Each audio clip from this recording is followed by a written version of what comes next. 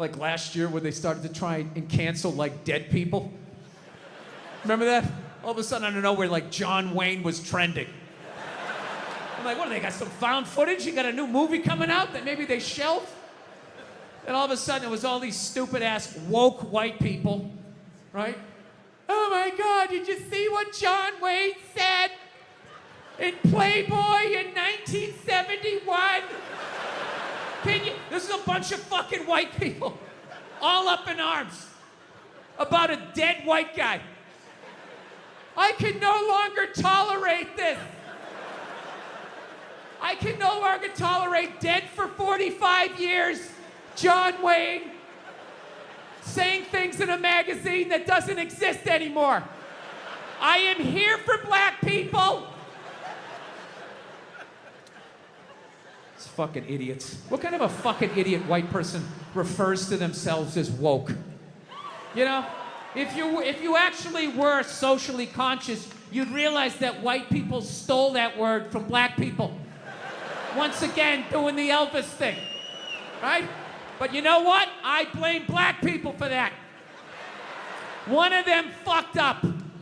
They were at a party, there was white people there, and they let it slip out. Stay woke, however the fuck you say it, and some white person heard it like, what was that? Oh my God. Stay woke? I want to say that. I gotta say that around my white friends so they know that I'm down. Oh my God, I'm gonna fucking say that. Fucking woke. I'm fucking woke. I'm a woke signaler.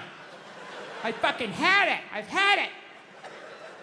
I support black people in my white apartment on Twitter. That's what I do. I'm fucking here for you.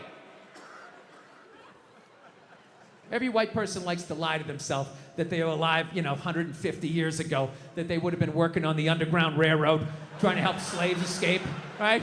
I would have been one of the good white people. I would have taken time out of my day, risked my life. And the reality is you'd be doing back then exactly what you're doing today. Nothing. Not a fucking thing. Maybe a little hashtag, Black Lives Matter. Oh my God, my heart breaks on my L-shaped couch.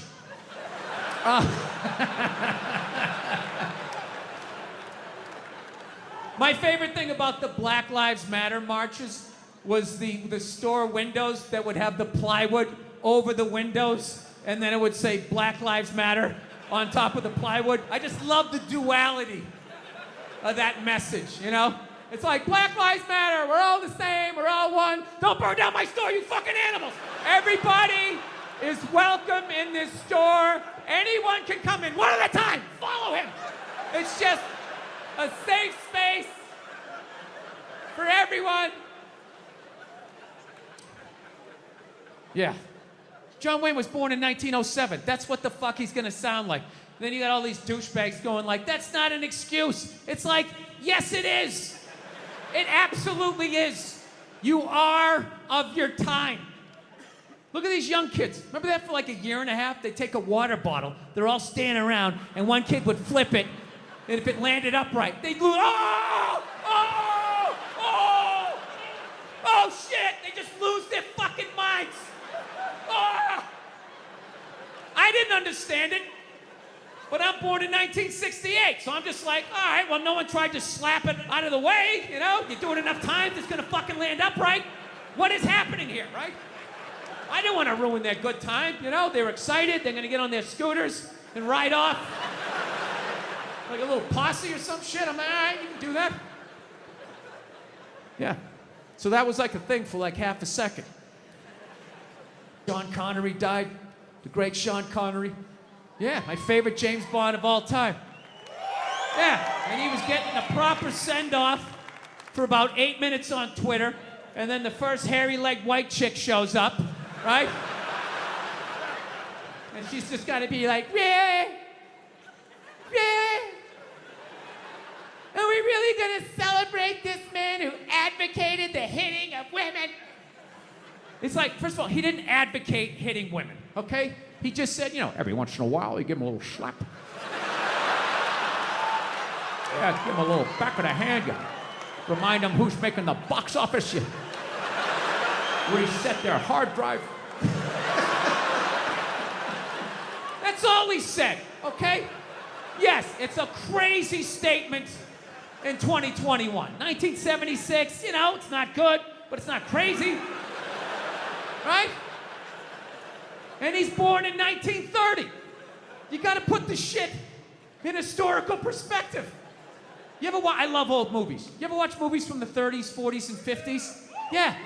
Anytime a woman even has heightened emotion, there's some guy like, get a hold of yourself, see? Yeah, go make me a pie, put it on the windowsill. Right? That's what he grew up watching.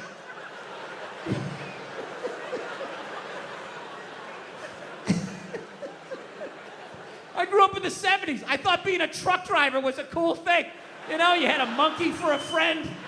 You're going around, chicks showing their titties. I thought that was the world. I had no idea. That's what I was watching.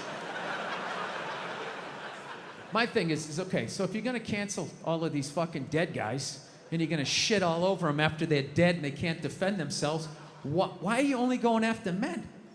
You know, what about all the horrible women in history? You can't just go after the men. That would be sexist. And this is what they don't want. You know? I mean, what about Coco Chanel? Great example. Coco Chanel, widely considered a feminist icon. She started her own purse factory, right? The 19-teens or 20s, whatever the hell she did. I can't imagine the sexism that she had to deal with, you know?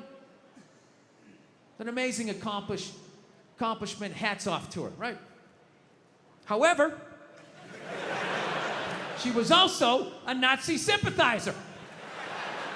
Yeah, that's like half her fucking Wikipedia page. Just sitting there, waiting for someone to read it. Right out in the open, nothing. So evidently what happened was, in World War II, old Adolf came rolling into town, okay, with his tanks with the Porsche engines in them, took over the town in like fucking 90 minutes. She freaked out. She closes up her shop, right? Figured out where all the head Nazis were staying, what hotel. She moved in there, and she started a relationship with one of the Nazis. Yeah, she started fucking a Nazi. You ever see those Holocaust videos? Huh, with those piles of kid shoes? Yeah, she was sucking the dick that did that. Now, just to refresh my memory, what did Sean Connery do again? Oh, you know, every once in a while you give him a little slap. That's what he did. She's sitting there like, hey, Adolf, what's going on?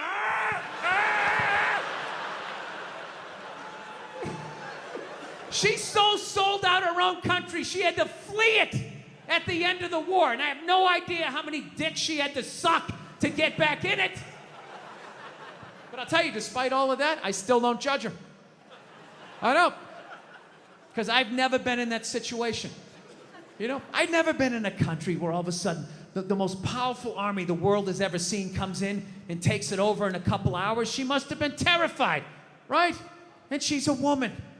You know, she's into fashion. They show up with those Hugo Boss uniforms. You know, her knees buckle a little bit.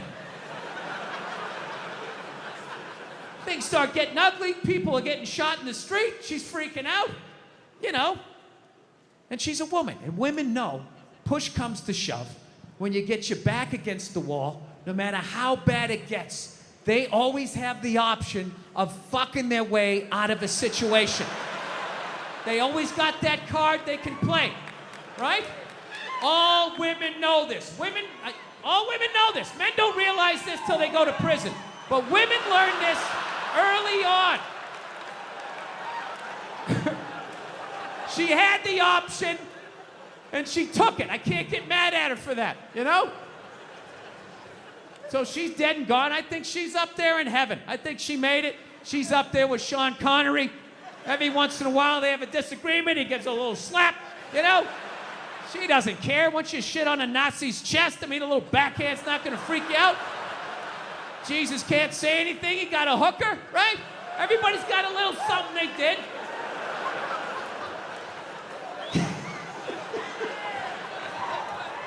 Yeah, there you go. So, still buy your Coco Chanel. She's still a hero. She was a victim. She was a victim of that time. She was frightened. She was scared. She didn't know what to do. Anyway. But the one good thing about this whole pandemic shit, and I really hope by the time this fucking thing comes out that this will be considered old. I don't know. God willing. But the one great thing about this pandemic shit is it kind of slowed down a little bit of that cancel culture. You know what I mean? Yeah, it's kind of hard to take your dick out at work when you're at home. You know? Some people still manage to do it. They were in some call, no pants on. All of a sudden standing up, their junk right in the screen. Still figured out a way to get fired. It was unreal.